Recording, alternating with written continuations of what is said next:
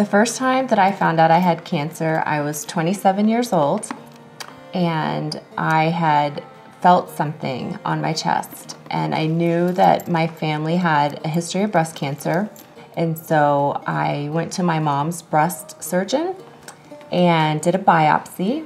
About a week later, the doctor called us in and said that he couldn't believe it. He didn't think it was going to be anything, but that it was officially breast cancer. My name is Cindy Bolin, and I'm a 3-time breast cancer survivor.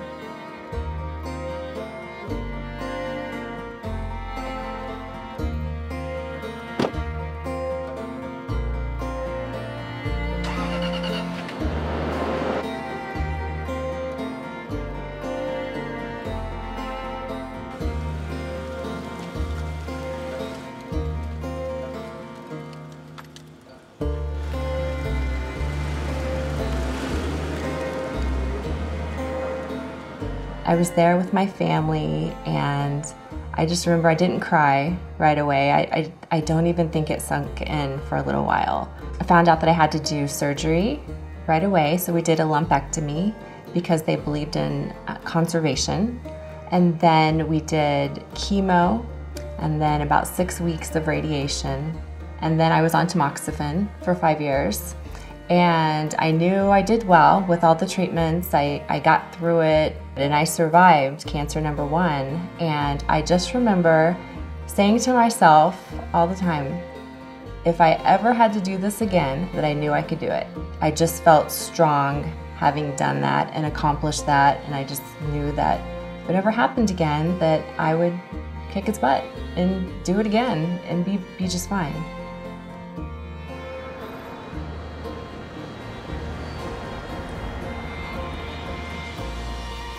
The next time I was diagnosed, I was age 33, and I had just gotten married to Brett.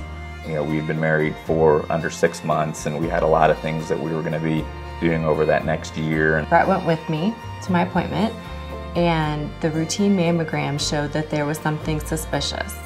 It was the other breast this time that had breast cancer. The doctor kept me in the room and went and grabbed Brett, who was waiting out in the waiting room. When I saw the doctor walk up to me and ask me to go back into the room, my heart basically stopped. The doctor talked through, you know, what they had done and what they were about to do, but that they thought it was cancer and that it was going to be the second breast cancer for Cindy. This was the first time that Brett had gone through being told that I was diagnosed with breast cancer. It was just a very, very tough thing to hear. It was just the beginning of our life together, and to have to hear that was tough. And knowing that Cindy had gone through it before at least gave me the comfort that she would tell me what I needed to do, and she would at least be strong enough, having gone through it once, to go through it again. He was very calm and knew that everything was going to be okay because I had been through it before. And I knew what to do, and he was just going to follow my lead and be very strong for me and with me.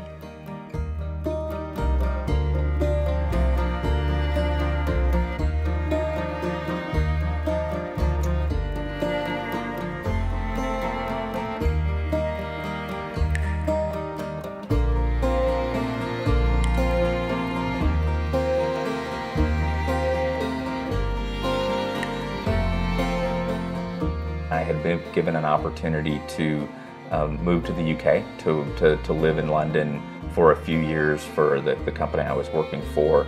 And as part of that, Cindy wanted to go have one last round of checks. And as part of that process, thank goodness, they discovered another cancer site behind her sternum, or behind her chest plate.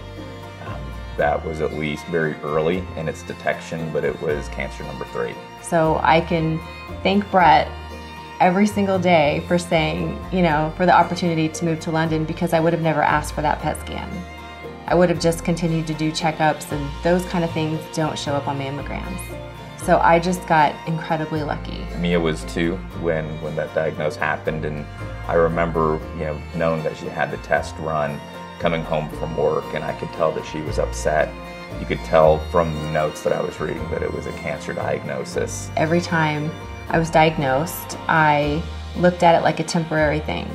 It was usually an early diagnosis, it was a stage 1, or it was a stage 2 aggressive.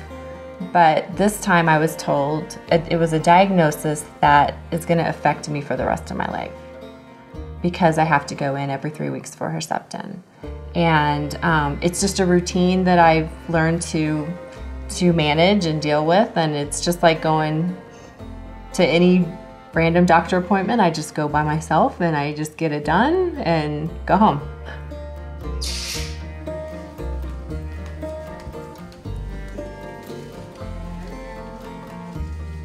Started talking with the oncologist, a new oncologist that I had, about, would it even be possible to get pregnant?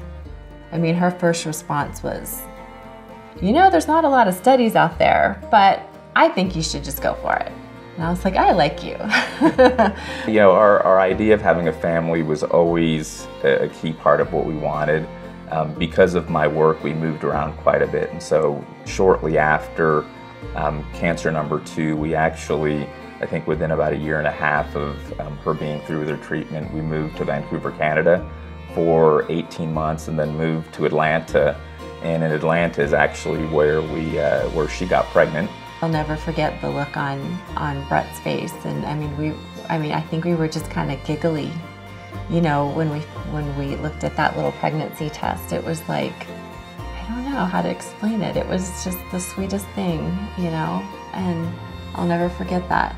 There was always the overhang of her background with cancer and the 2 diagnoses that she had, but we had a plan, and besides me moving around all the time, I think we felt very comfortable that we would have a family at some point in time. Mia was born at St. Joe's Hospital. We went in for an induction. At the end, I think it was something like 3 or 4 in the morning, Mia was born, and it was a great experience. I think Cindy still gives me a hard time around not telling her if Mia was a boy or a girl right away. I think it was maybe 4 seconds that we held Mia up without telling her. And I'm like, what did I have, a girl or a boy? And they forgot to tell me. I'm like, hello, everybody's so busy. And the baby's everywhere, and Brett can't see. Mia was incredibly healthy, and Cindy got through the process healthy, and it was just a great experience to have that happen. What I like to say is that when we had Mia, it was my first time to go into the hospital for a positive reason versus going into the hospital because I needed a treatment. It was the coolest, happiest thing to walk into a hospital for the most amazing reason, to have a baby.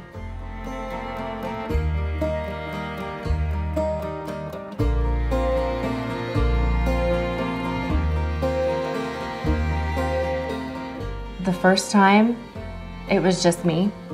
The second time, it was with Brett. And the third time I was diagnosed, it was with Mia.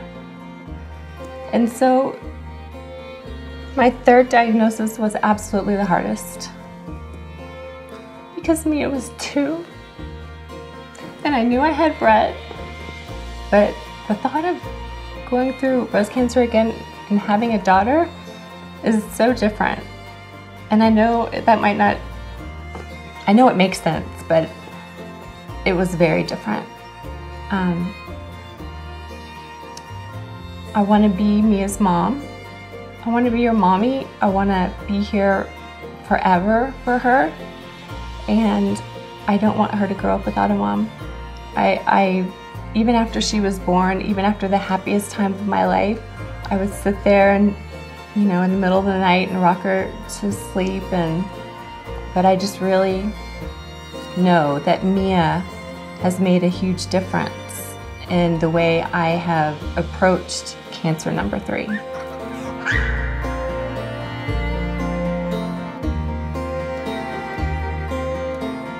Mia showed incredible signs that she is Cindy's daughter and how strong she was through it. She, was always, I think, very helpful and playful around, both the physical aspects of chemotherapy, of losing your hair.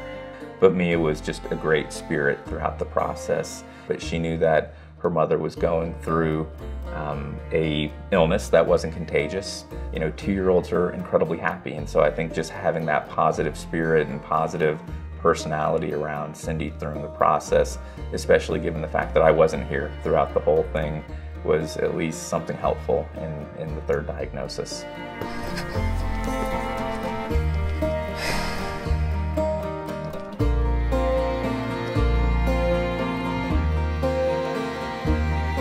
Diagnosis number 3 has kind of made me feel a little bit like a different person.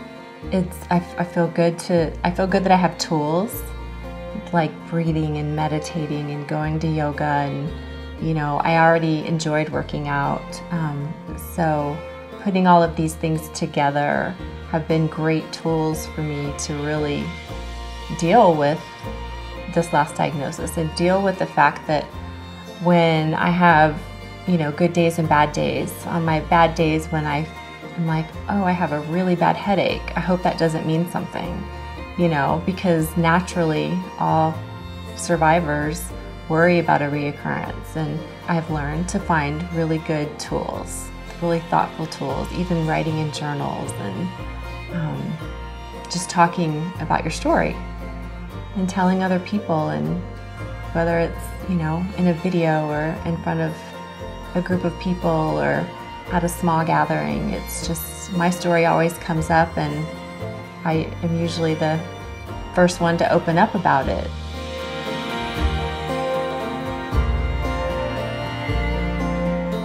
I first became aware of Komen when I was in college because I was a Zeta. It was probably 1994 that I signed up and ran my first race for the cure back in Houston. And I think I did the race every year, and we would do it with friends and family. Whether it was Houston or Atlanta or here in Denver, it's always been a part of the Komen community and the various places that we've lived, being able to help the community from both breast cancer awareness or hopefully finding a cure. Like Brett said, when we moved, we would always seek out Komen, and so I would always want to know, is there a way that I can volunteer? What's going on? You know, what could we do? And so it's just one of those great organizations that, because they focus on something that's near and dear to our desire to find a cure for cancer, as well as support the local communities, it's a key part of what we like to spend time supporting, and what we hope will be one of the tools that helps beat breast cancer in the future. Go Mia, time for bed. You know, the things that are scary is if we don't find a cure, that we've got a 5.5-year-old daughter now that is going to be prone to breast cancer just because it's in the potential DNA of her. And I think the thing that scares me is if we can't figure out a cure in the next 5, 10, 15 years, you know, that puts me at risk and puts a lot of young girls at risk. You know, I want to be here forever and be here with her, and I would love to be here when we all find out that someone has found a cure for breast cancer. And it would just be an amazing accomplishment if we're here soon. We want to hear it soon, that we're here when we find out that there's a cure to breast cancer.